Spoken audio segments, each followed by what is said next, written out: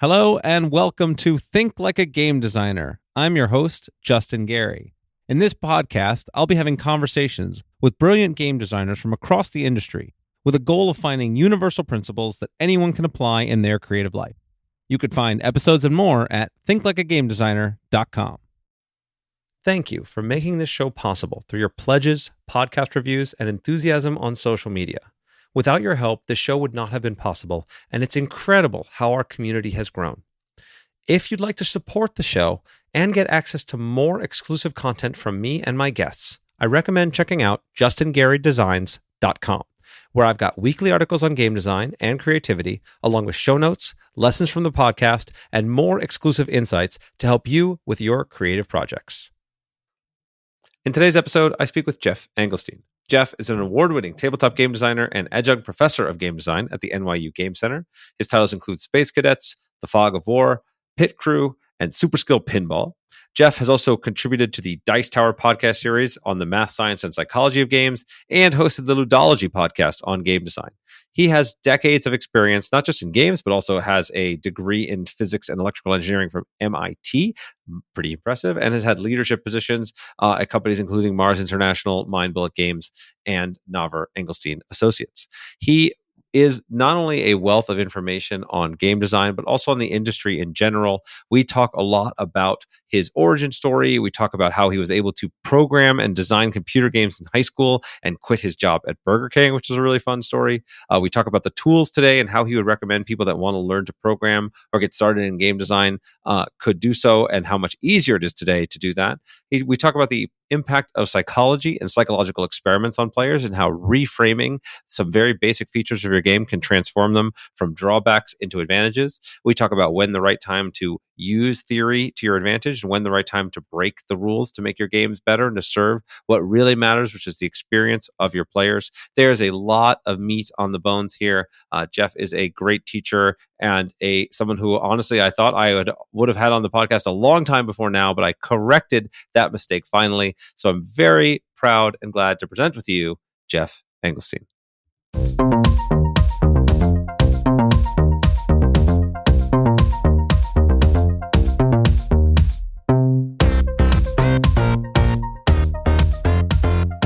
Hello and welcome. I am here with Jeff Engelstein. Jeff, it is great to finally have you on the podcast.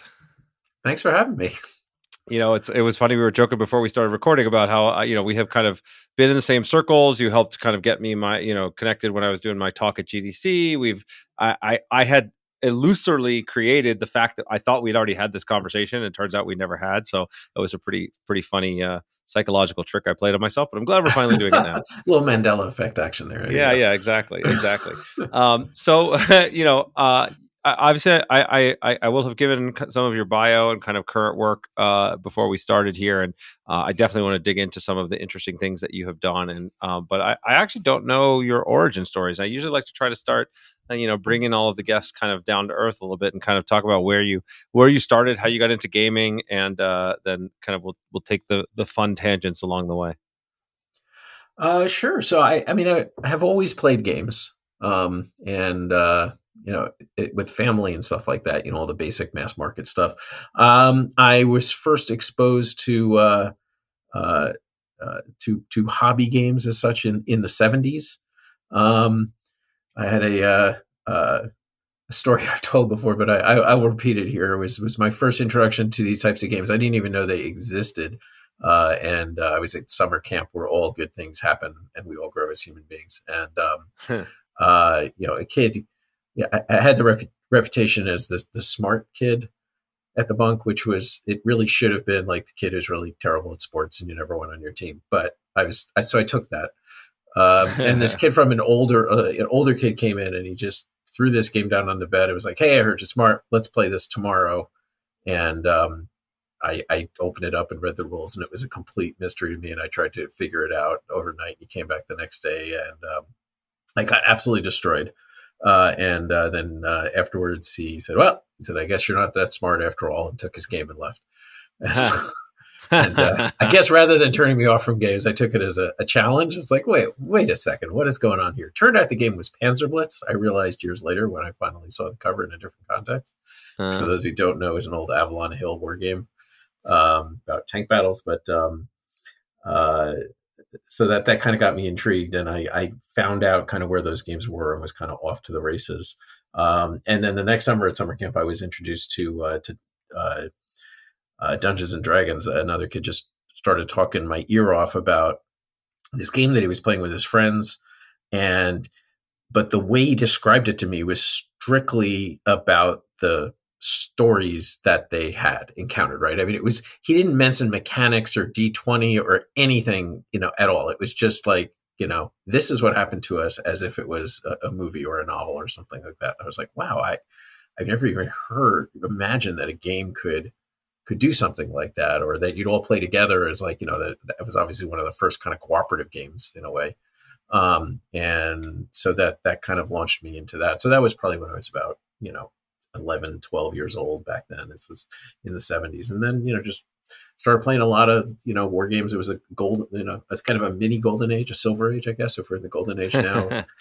Games like Cosmic Encounter, and we got heavily into Diplomacy, which of course was from the 50s, but, a lot of those types of games, the serious war games in college.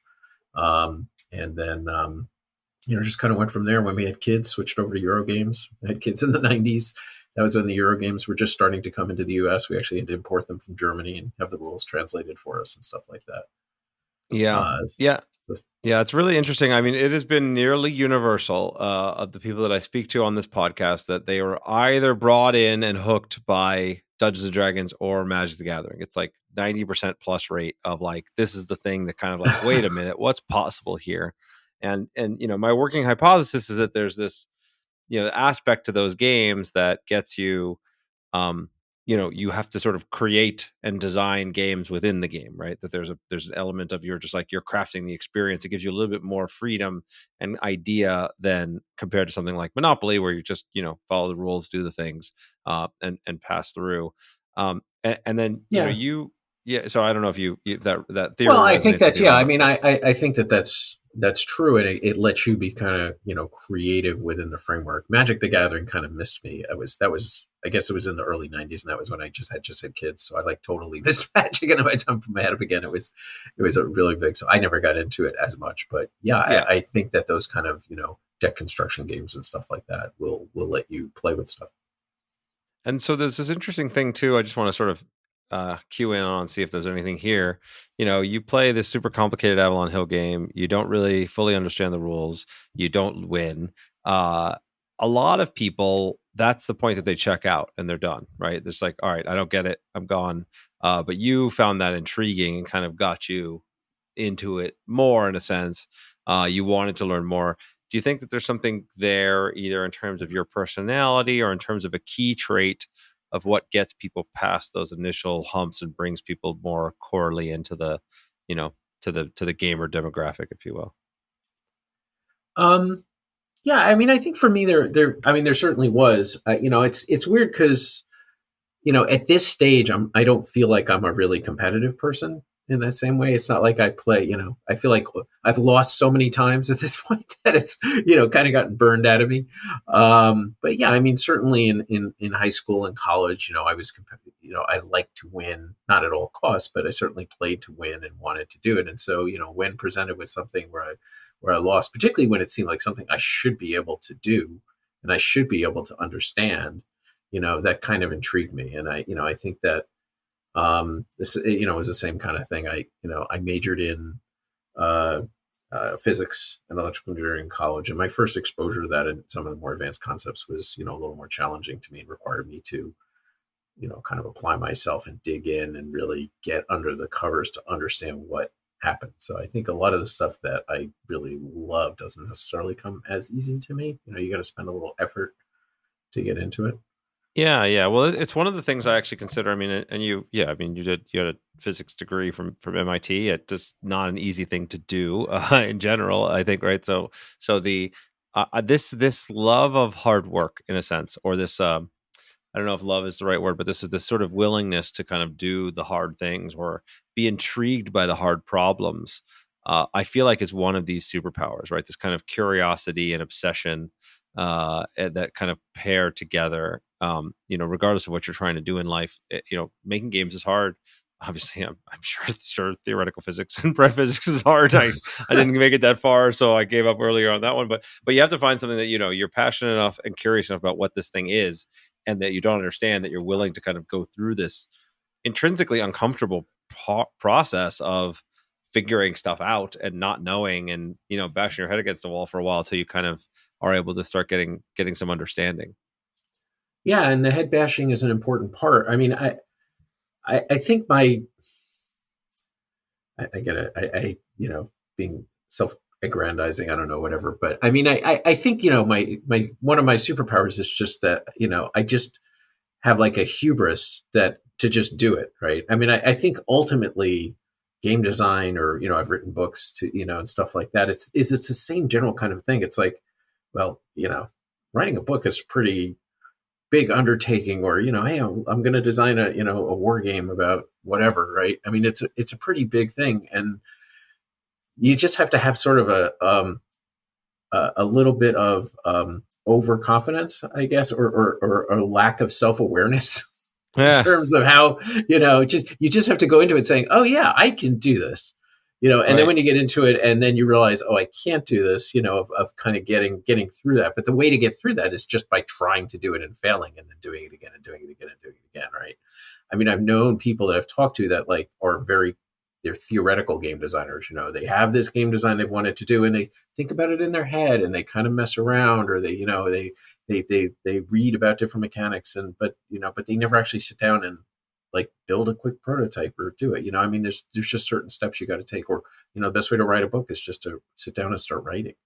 Yep. No, I could not agree more. And I try to emphasize that message. I mean, there's plenty of people, and I'm very grateful for those people that are listening to this podcast. They've listened to all of our episodes and 100+ hours of stuff, and they haven't picked up a piece of paper or pencil and start making a prototype of their own, right? And the difference of as much value as I think I'm providing, and our guests are providing here, there is no substitute for the doing and the learning from doing. And so I think that some combination thereof. I want to dig in on this. One of the things I liked, sorry. So one of the things that was also kind of formative for me was, so when I was in high school, I designed a couple of computer games for the old Apple II computer, which was not a picnic back then. 16K, baby. We knew that's what we really had to program. But I got them designed, published, sold them. They were sitting on some store shelves. Enabled me to quit my job at Burger King, which I was very excited about. Just, the experience of going through that, of knowing all the steps to kind of, just create something till it was done, was really formative for me. And I think was, certainly helped later when I started getting into, board game design and stuff like that. But it was also something I really wanted for my kids to experience. So, when they expressed interest in designing games, and, or the first couple of games that I had published, I did it with my kids. It was great to bring them along and show them, for that process, that there's a lot of fun, but it's also a lot of hard work and perseverance, and it's going to take 10 times longer than you think. But I hope that that's really, helped them down the road of, developing that confidence that they can go ahead and do stuff like that. Yeah.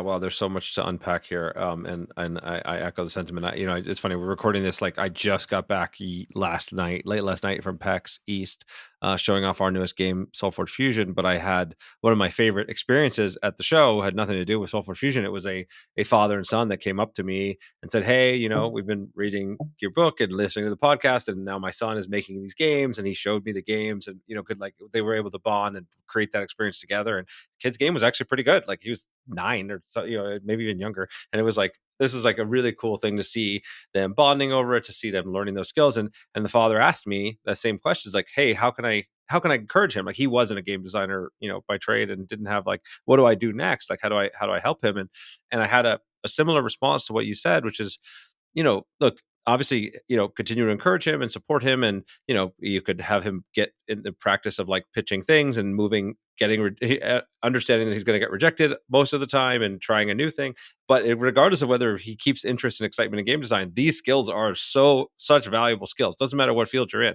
The ability to, make a thing, put it out there, see if it works, see if it doesn't, learn from that, and move forward again is just the It feels like the key skill in terms of what you can succeed at in life.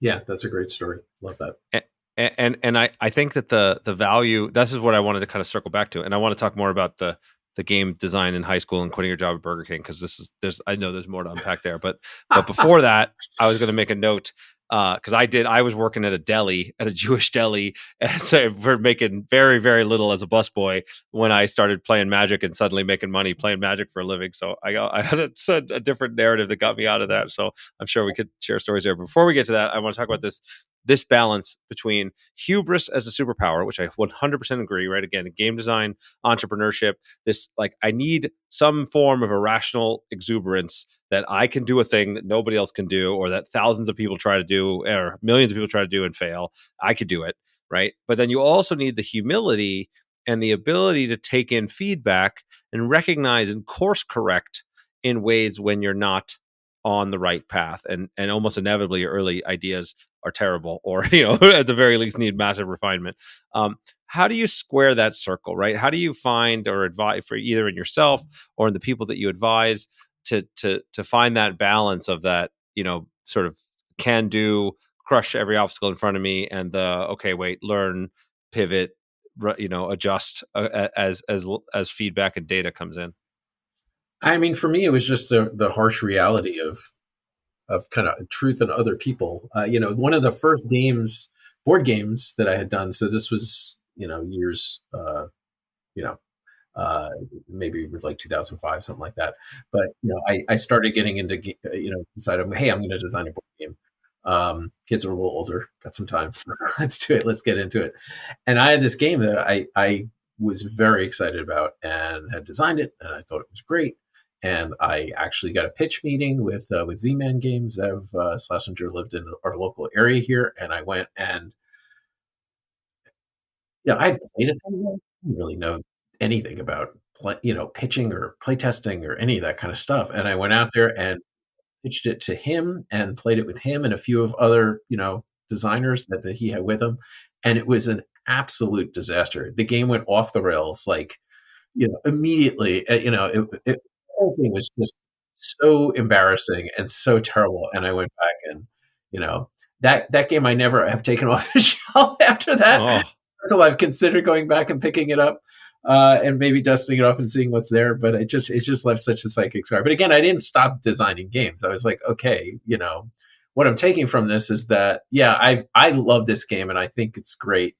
But what I went into that playtest thinking was that, I knew, emotionally, or I kind of knew that it wasn't totally baked, right? But I was absolutely sure, 100% sure, that when I put this on the table and played it with these other incredibly experienced designers, that they would clearly see the genius that lay in this design. Oh, yes. It's like, oh, yes. it's a little rough around the edges, but the core is really solid. And they did not see that. And it really wasn't a solid, a solid core. So for me, that was a real hard-earned lesson, one that I took. So the next time I went, and my first game actually was published by Z-Man finally. So I went back, I had another design a few years later. We play tested it to death, did the right things. And then that time when we pitched it, he said, yeah. He said, this is a real game. Let's make these tweaks, but let's do it. All right. I'll ask a little bit of a loaded question then to dig at something else here, which is like, okay, well, you showed him this game. You showed Zev this game and Z-Man Games this game. It was terrible. It went off the rails. Okay, this is a fail. You're emotionally scarred. But somehow you were able to come back and pitch him a game later that ends up getting published. Like, what? Mhm. Why do you think that was? And what is it that transpired between point A and point B? I mean, I again, I guess there's just a love of games. I mean, it was something I wanted to do. I mean, I guess it goes back to that camp experience of me, getting crushed in the game and coming back and wanting to learn it and try again and see if I could do better. So I guess there's just certain personality traits in there, but you need a thick skin if you want to be in this business. You're going to be, stuff is going to be hard, and it happens all the time. I just showed a game just earlier this year to Martin Wallace, and he just ripped it to shreds. He was very unhappy with it. Some right, some not so right, but whatever. But that's even it always is going to happen. So you just gotta be prepared to dust yourself off and take what you can out of the experience and move forward. Yeah, one of the things I like to do is just sort of, redefine what success looks like when you're pitching a game, right? I mean, obviously there's the dream version where you get the product landed and, it becomes a huge runaway success and everyone's dancing on a pile of money. But really, what your most often success is like, hey, I come across well as a person to the publisher. I am able to have a good conversation with them. I'm able to learn from that experience, and the door is open for me to come back. Right. I think that's like a lot of people, your first pitch is going to fail 90% plus of the time. But if you show up as someone that people are interested in working with and people that's good to, kind of, it can kind of personable and follows up like that's worth gold, right? Like I know tons of people that have pitched games to me that I, didn't pick up, but I keep in touch with, and they have an open door. I think that's a very valuable thing for people to change their frame a little bit and how hard that rejection hurts when you realize that winning is getting yourself up there and getting yourself as many at bats as you can. Yeah, and that's I think that's true in life in general. And anything that you do and you get rejected, I never like to burn bridges. You always like to keep things with people. My daughter works for indie game studios, so she's a developer for them and takes pitches and stuff like that as one of her primary jobs. And she's had designers that she's said, look, it's a decent game, but it's kind of not for me, not for us. That's not what we're looking for. Or here are some things maybe want to tweak. And they get like really angry and agitated. Like, no, it's that same, you don't see the genius thing, right? When they argue with you is my favorite. Right. It's my like, favorite. It's like, you're not going to change my mind by arguing, so, and so, she's not going to look kindly on them if they come back. It's that's a bridge that's kind of burned, you right. Try to, you don't need to be you don't need to necessarily just be bend with every breeze that comes with every comment on your game, but you still want to be respectful and take what you can out of each encounter. Yeah. Just because a publisher or anybody gives you specific feedback doesn't mean that they're right. It doesn't mean you have to accept it, but you can receive it in a gracious way and show that you're open to. Often you are going to be wrong, and certainly in a world where you receive the same feedback multiple times from multiple parties, something there is wrong. No, I say this quote all the time, so people on the podcast will know it. But my favorite Neil Gaiman quote, right? It was for books, but applies here is, when your readers tell you that something is wrong, they're almost always right. And when they tell you how to fix it, they're almost always wrong. Right? Mm-hmm. You know your game better than anybody. The skill of design is figuring out how to solve the problem, but your customer, the player, is the one that finds the problems. Like they're the results. If it's a problem for them, it's a problem, regardless of how genius you think it is. If only they knew how to play it right or do whatever, Yeah, for my class, when I teach my class, I have 2 slides that I introduce my section on playtesting about. One is your playtesters are always right, or always listen to your playtesters. And the second slide is never listen to your playtesters. Perfect. Yeah, exactly. Yeah, it's tough. So much of this is like, understanding our conversation is bouncing around this, but like so much of skill in life is holding these contradictory truths at the same time, right? To being able to balance the two extremes of, okay, yeah, listen to your audience, but really trust your gut. Have an immense hubris and exuberance, but also be willing to cut bait and run when it's not right. And you got to be able to adjust accordingly, right? There's a lot of this tension where, it's easy to dole out advice, but really the skill comes in having that, dialing in your intuition on which lens you should be viewing the world through and how to balance between those two poles. All right, I want to jump back. We're going to talk about teaching. I want to leave a good chunk about teaching, both in class and podcasts, and how you spread your message and your new org also that you're working on for tabletop design for the tabletop industry. But I cannot leave this high school story behind. Sure. I need to understand because again, these are the things like this is the key to the origin stories, right? Like not everybody. Lots of people talk about wanting to make games. Lots of people say they want to make games. Lots of people have great ideas for games, but not very many people will actually end up getting through the process of programming a game, and especially you actually programming it, launching it, and making enough money to quit your day job or your side job, whatever. So talk me through a little bit about how you got started, what your project was, what lessons were learned there. Yeah, I was just I was of a certain age that, personal computers were just coming out when I was a kid. So, the TRS-80 had just launched. I remember that was the first one that I saw in the wild, in our local Radio Shack, a blessed memory. And it was that you could program it, and I actually, got really into computers of just like learning about them. I didn't actually get the opportunity to program, but at first, I kind of ended up self-teaching myself how to program. I bought this book called the Big Book of Basic Computer Games, which I still have to this day in my basement when I was in like 7th grade or 8th grade. So this was like 1977 or something like that, 78. And it was just listings of basic computer games in the language BASIC. And you could type them into your computer. If you had a TRS-80, you could just type them in, or your Apple II, and then save them on a cassette tape, which is how we had to save those back in the day, and play them. Basic games like, Hammurabi and Hunt the Wumpus. And there was a Star Trek game, was like the ultimate. That was the longest one you had to type in. I literally kind of taught myself how to program just from reverse engineering that book, just from like reading through it. And there was no guides or stuff like that that were easily accessible. And so that was kind of my first exposure to programming, was computer games and getting and doing it that way. And so just gradually I learned more and more. I mean, ultimately I ended up learning assembly language, which is what you needed to do anything real on computers in terms of video games. And then, I was fortunate in that my parents bought me an Apple II. I actually wanted a cheaper. I had this whole pitch planned with this cheaper computer that was only black and white. The Commodore PET computer was the one I decided that I could convince my parents to get me. And then my father was like, "Well, what about this Apple one that does color?" I was like, "Well, it's twice the price, but sure."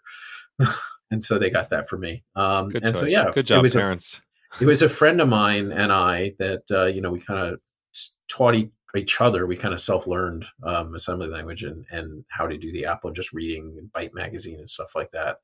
And just decided, hey, let's do a game. And we did it. I love working with other people.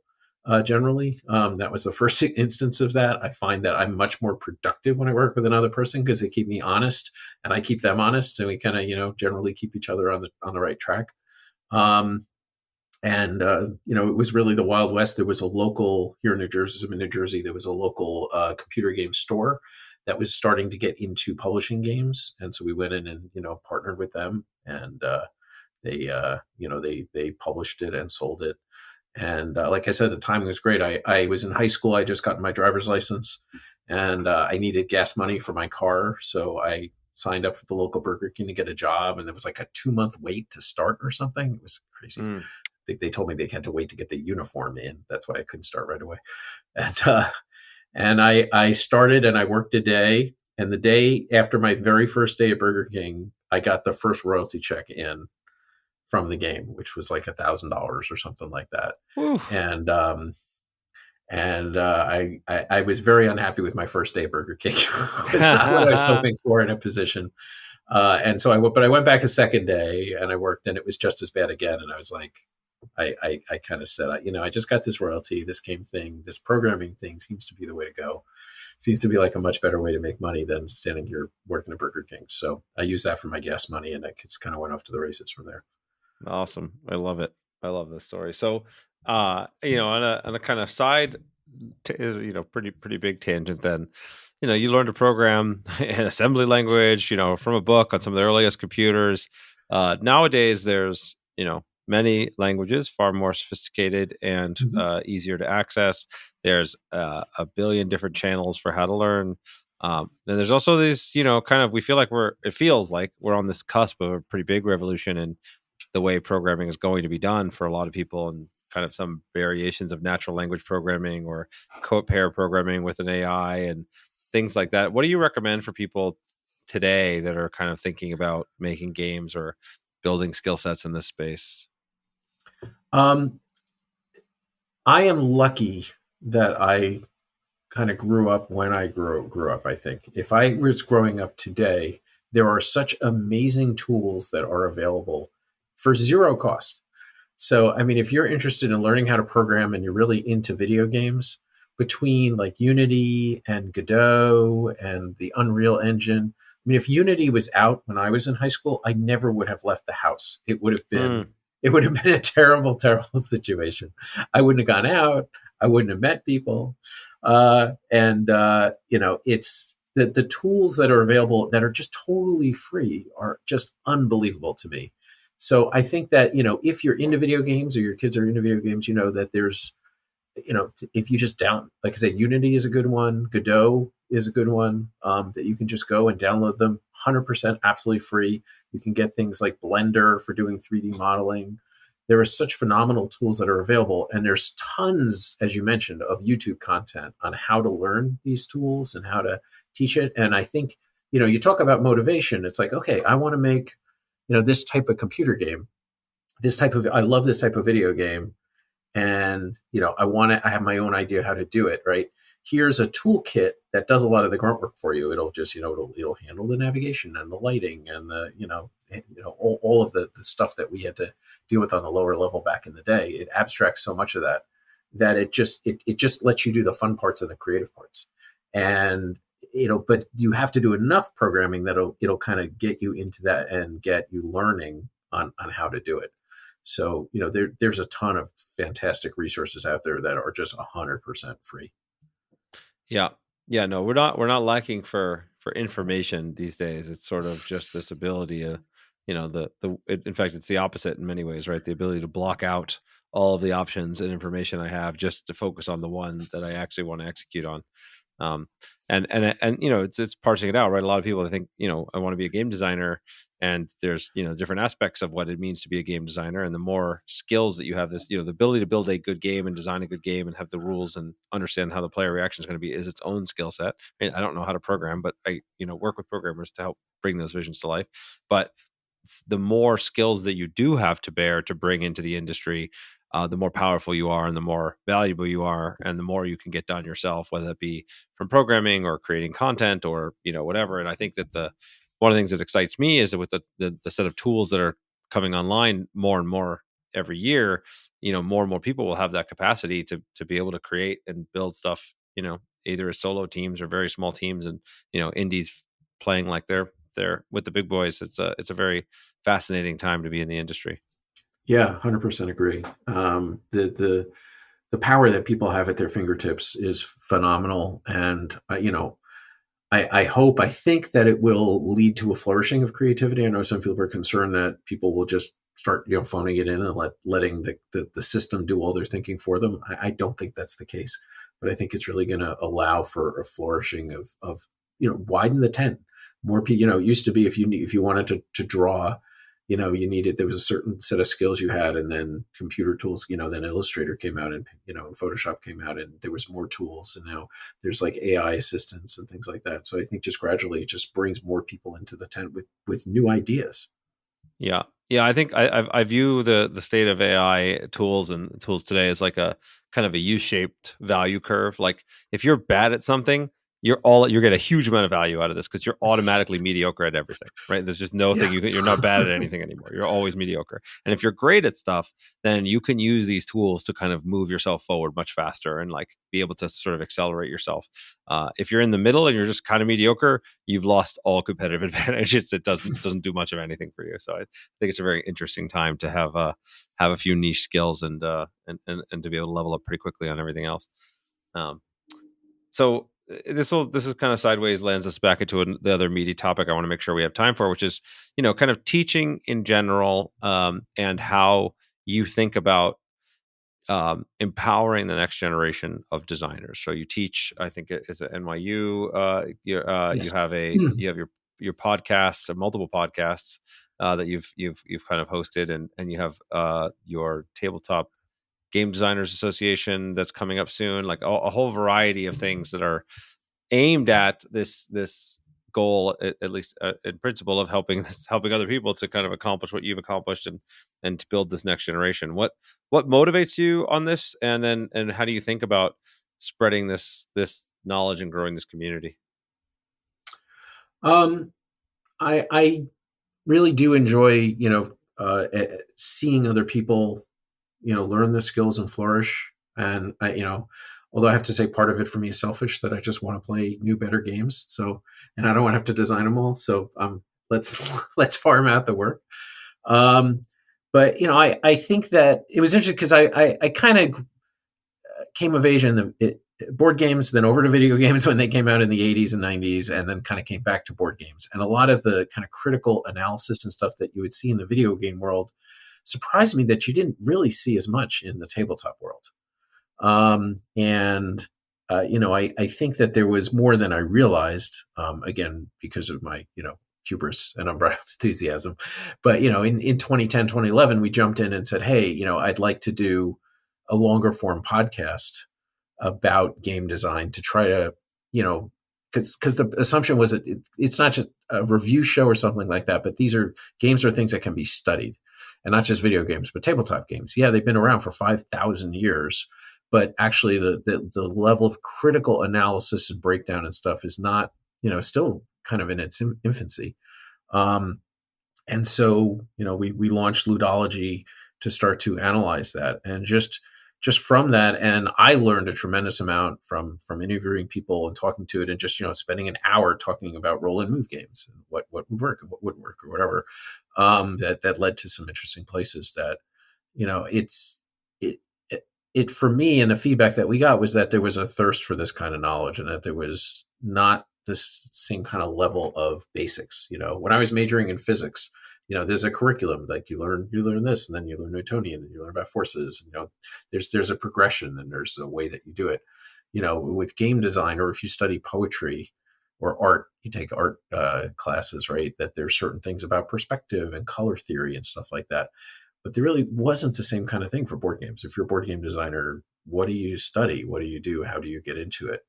And so it's been interesting to, kind of collectively as a community start to develop even a common language of how we can talk to each other as designers. And that was, so when I started teaching, I wrestled with that of what do you teach? How do you teach it pedagogically? God, I don't know. Anyway, what do you want the students to take away from it? What do you want them to be able to do? And one of the big things that I wanted them to do was just be exposed to a lot of different types of games and mechanics, just that kind of basic literacy of playing stuff. And just, one of the strengths I have as a designer is just I've played so many games over so many decades that if I run into a problem, it's easy for me to reach back and say, oh, this game did that over here. Let me, pluck that out from there. Whereas a lot of my students would come to me, it's like, hey, we've got, people are bidding and it's a tie. What do we do? And I was like, well, here's 8 different systems for tiebreakers. And so that ultimately led to my book I did with Isaac Shalev, Building Blocks of Tabletop Game Design, which is an encyclopedia of all of those types of mechanisms. So it's just about the mechanisms. And a big thing we wanted to do also was to help develop that kind of common language so that people could talk to each other in an industry. I do a lot of electrical engineering, computer science, and there's a lot of common terminology that people use in programming about object-oriented programming and stuff like that. And you don't see that in game design. Like, we would describe something like there's a common pattern where each round, the person who goes first moves one space to the left, right? It goes clockwise, the first player. It's a first player token or something like that. There was no name for that. Everyone just used to describe it as that, at the end of each round, pass the first player token to the left. So for designers, it's not something we put in the rules, but we wanted to come up with a term. So in the book, we came up with this term, progressive turn order. And if it goes the other way, it's regressive turn order. So now that's been a term that's been picked up. One other one was like input randomness and output randomness was a term that we developed to try to help explain certain things. So for me, the goal was to try to professionalize game design, I guess, in a way, to help with that effort in helping to develop terminology and kind of core things that the designers could share and would form as a basis for things going forward. Yeah, that's great. I think there's value. There's so much value in having common language and vocabulary that you can kind of share and be able to talk through things at a higher level more quickly, and the encyclopedia, as you put it, a kind of knowledge of things that you can pull from the toolbox that you can pull out of when you need for your various problems you're solving throughout design. I think the other piece of it that occurs to me is this, then there's the process knowledge itself, which I think is probably more where I focus a lot of my teaching on, is this sort of like, the kind of core, what I call the core design loop, right? Like how you go through the process of ideating and framing and brainstorming and prototyping and like iterating, right? Like that process of learning as you go, and how you refine and how you kind of approach specific problems and the process of creativity. I feel like is another big piece of the puzzle that people need to absorb and kind of get kind of into your bones, really, like practice with in order to get good at the craft of design. Yeah, absolutely. I'm fortunate in the class that I teach so it's in a game design program. So my class is a second year program, and they've already had introduction to game design for a year, and before they take my class. So that kind of stuff is covered in there. So I'm focused more on specific board game stuff, and that's why I've kind of focused in on that. Nice. So then maybe talk to me a little bit about what you've got, which I think by the time this podcast airs should be live. The this Tabletop Game Designers Association. What is that, and why should I care? Well, you get to be with all the cool kids, so that's nice. So this has been an idea that's kind of been bouncing around my head for a little while.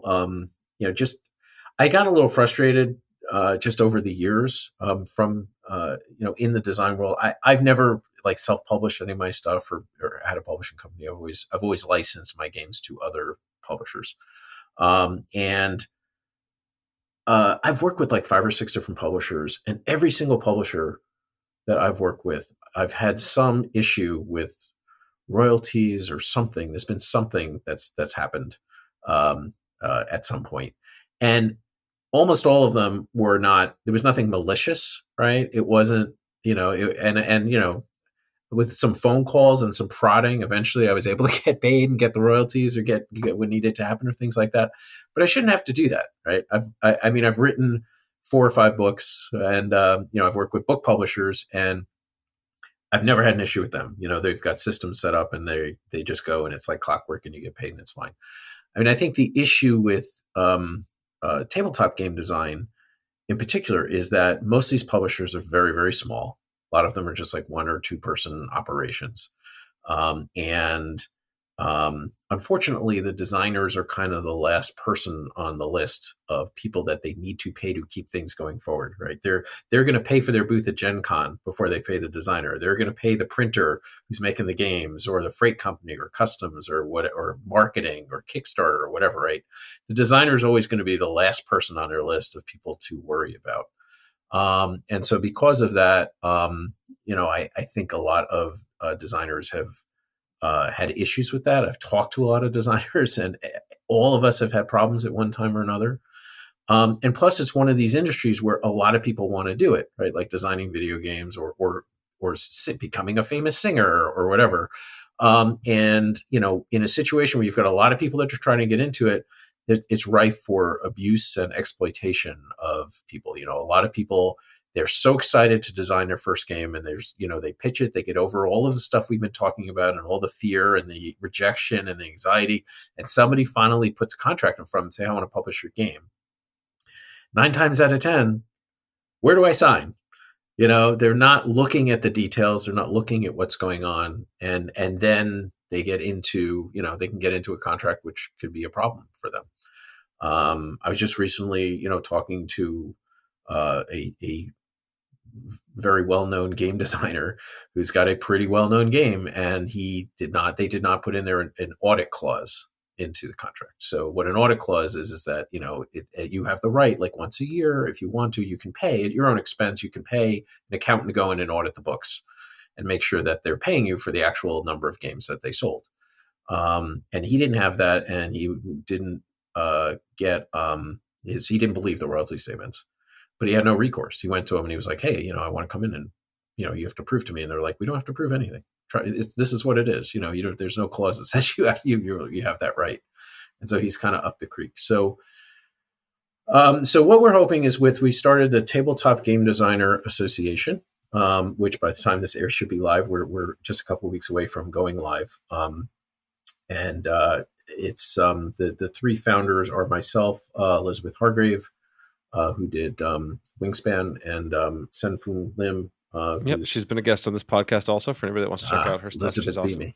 There you go. How about Sen? Sen, get on. You should have Sen. He's a good guy too.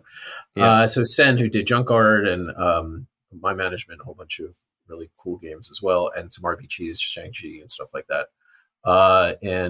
So we've been putting together this organization to kind of North American centric, English language centric. There are other organizations in other parts of the world that do this already, but to kind of help organize designers, not like a union, but just to give them the education, the tools. Here's what a contract should look like. We will help you review contracts. If you're having an issue with a publisher, here's an organization that can step up and say, can contact them on your behalf and say, hey, the contract says this, you have to pay within this time frame, you haven't paid. If there's an issue, if it doesn't get resolved, we can go public, or we'll inform our membership and things like that. So that's what we're hoping, is to help designers be less exploited, give them more tools to be able to negotiate decent contracts and understand what they're getting into, and help them when things don't go according to plan. That sounds like a good value add. And this would be like a membership organization or something for designers to join? Yep. Yeah. There's two levels of membership. There's full members, which will have access to, we can have a lot of comprehensive information on the website about just resources for designers, videos, free fonts, icons, art, all kinds of different things. We've got tons and tons of links. We're putting together a publisher directory of like who's accepting submissions, how to submit, stuff like that. And a lot about contracts and annotated contracts and things like that. But you also, as a full member, you can get those services where we would review contracts for you and help you if you're having an issue with a publisher, things like that. And we've got associate members, which just have access to the website, which has all that information. And then there's also a bunch of free materials that are on there just for that any designer can go and look at. And that's at ttgda.org. Tabletop Game Designers Association. Great. Yeah, it's funny. So I've been on every side of this equation, right? I have my own publishing company. I've licensed games. I've done work for hire. I've done, kind of been all around this industry, and each piece of it brings its own unique challenges, right? I mean, I generally recommend people go the licensing route when they're first getting started in tabletop game design, because it lets you just focus on the design, right, and less on the marketing and production and risk management and whole running a company things that takes up now most of my time. Even though I think of myself as a game designer first, it's really a smaller segment of the work I do because of so much company to run. But yeah, licensing is not a free pass either, right? Making sure you get it right. I mean, things like an audit clause, things like a kind of sunset clause and ways to get your game back if they don't publish, or, keep a game in print, or things I always strongly push for designers to have. And so having those resources around is super valuable.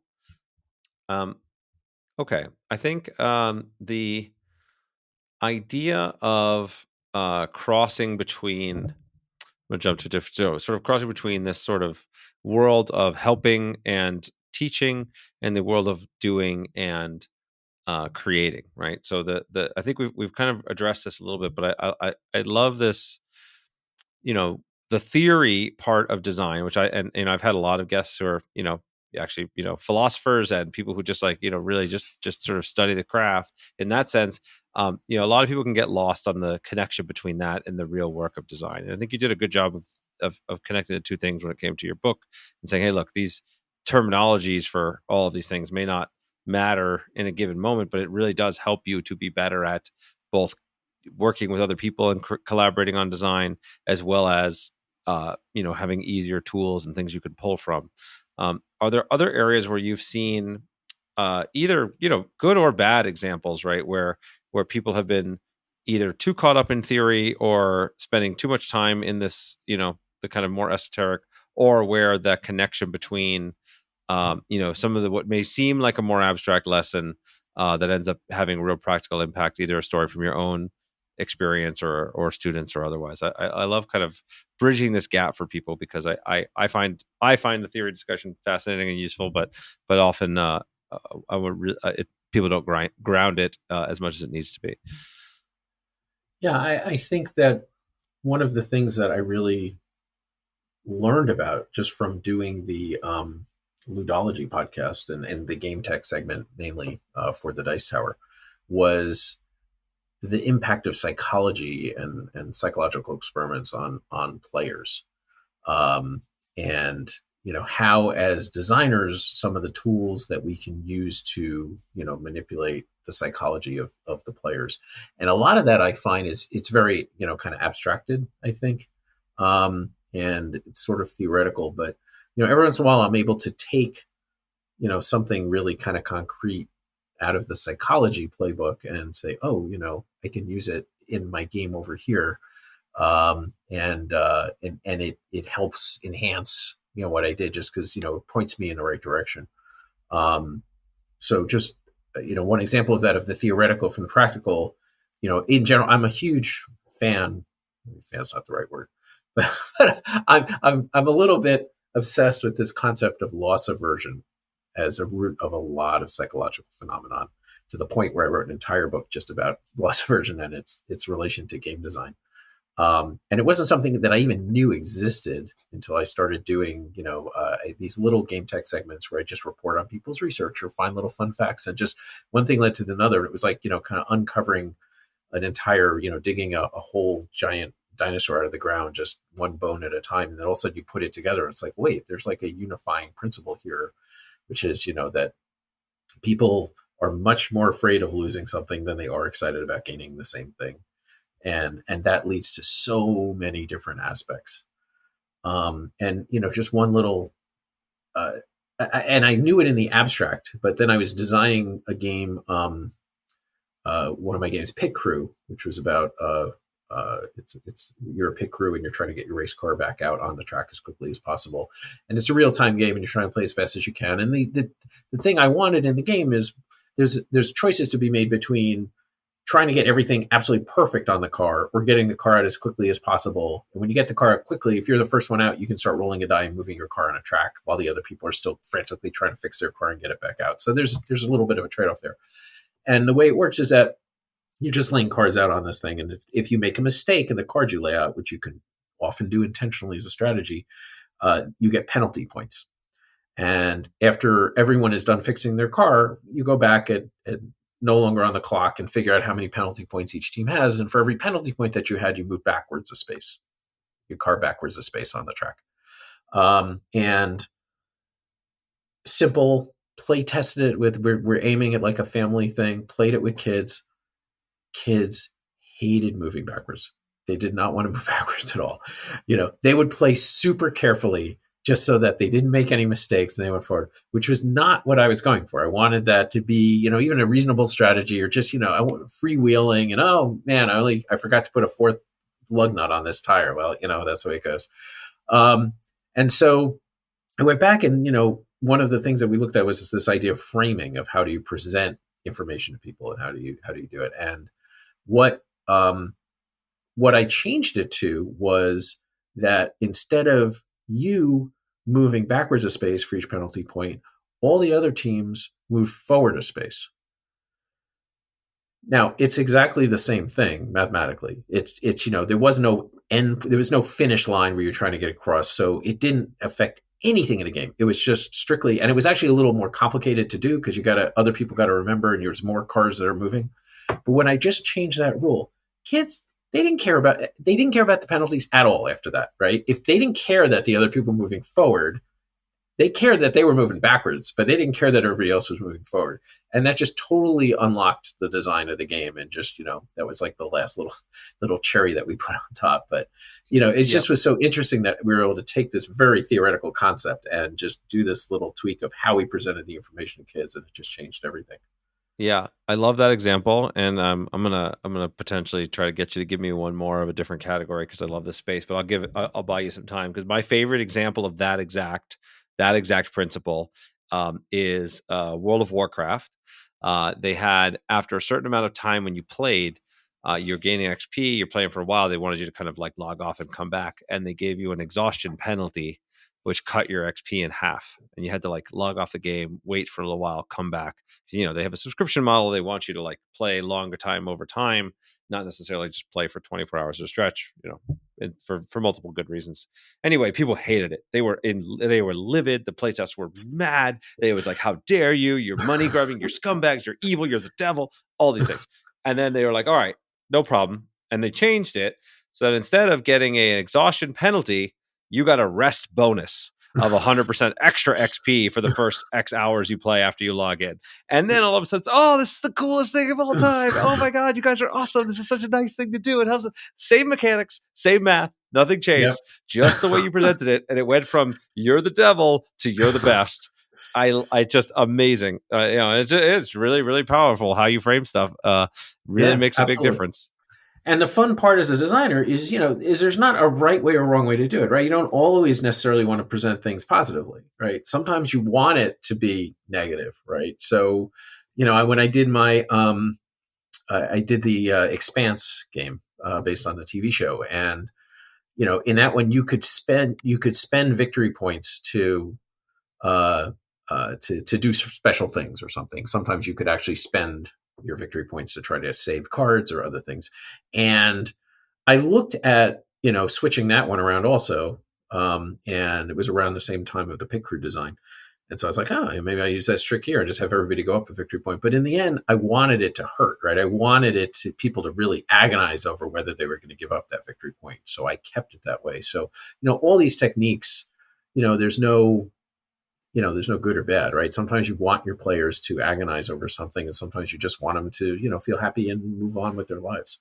Yeah. That knowing that, player experience is the metric that matters, right? You have to decide, and the skill comes from just what is the experience you want to create, and all the kind of rules of thumb and like general principles of design, understanding those rules and why they're there gives you the freedom to break them intelligently, right? Like, so we have a game, we actually have a Target exclusive game that's coming out. You Got to Be Kidding Me, family bluffing, kind of card game with adorable animals on it. And this one, I do things I would never do in like a more traditional hobby game. Like, we have, as you lose the game, you lose cards, and thus it becomes more likely you're going to lose. Players get eliminated while other people are still playing. But I want that feeling of like ridiculous, like helplessness and like random, rare, incredible comebacks, because it's like so painful as you start losing. And like, you want to build those experiences that are like light and fun, and you're not going to take it as seriously by just kind of making things super unfair and high variance and putting some real consequences in it. And so I think it's just a good lesson, and probably a good thing to kind of, as we start to move towards wrapping up, to a really great way to tie in, like, how do you cross that the gap between theory and practice. And one of the answers that I hear from what you said is like, sometimes it's in knowing the theory to let you know when to break the rules, right? Know when to take the things that are the sort of common practice, and know that you can intelligently say, hey, here's where I want to flip the script, and that's going to have power on its own. Yeah, absolutely. And, there's plenty like that. I mean, player elimination is like, never do player elimination. Well, there's certain cases where player elimination works really well, or roll and move. No one wants to play roll and move. Well, I can point to 12 different roll and moves games that are fantastic, but but you got to do it the right way and know what you're doing. So, that's the experience, and that's where it comes with, playing lots of games or testing your game and seeing what is. And most importantly, which you talked about, which I loved when you were talking about the kitten game, is the vision of what you want it to be like, right? If people always ask like, oh, do you start with mechanic or do you start with the theme? It's like, I try to start with an experience, right? That's what I always say, is like, I want an emotion. I want to, what's the story that the players are going to tell when they're done? And that is kind of my lodestar. That's the thing that keeps me going through all the mistakes and the missteps and the bad feedback from play testers, because maybe they don't want to play the game that you want to design. So that's fine. Just do something else. But it's important to have that vision to the level where I always write down when I start any new project. I spend a couple minutes at the beginning for whatever something got me excited about the idea. So I write down 1 or 2 paragraphs describing why I'm excited about the idea. And then a year later, when I'm in the weeds and flailing, then I can go back to that, and it usually puts me back on track. And that idea, when you write that down, because this is a great concrete practice, and that idea is generally written in the form of the stories that your players will tell, or the experience they're going to have, that they're going to be, how do you write that idea? What's that? Yeah, I don't worry about the mechanics at all. It's about I just random one from another game, but you're trapped in a mall with zombies are attacking you, and you got to vote. You're dashing from store to store, and just so those kind of emotional verbs and action verbs and things like that. I don't worry about how it's gonna go, but I will put in there this is for it's for heavy gamers, or this is like going to be a super light game, or I want it to last like 30 minutes or whatever. A couple of those things, but I don't get into the weeds at all on the mechanics.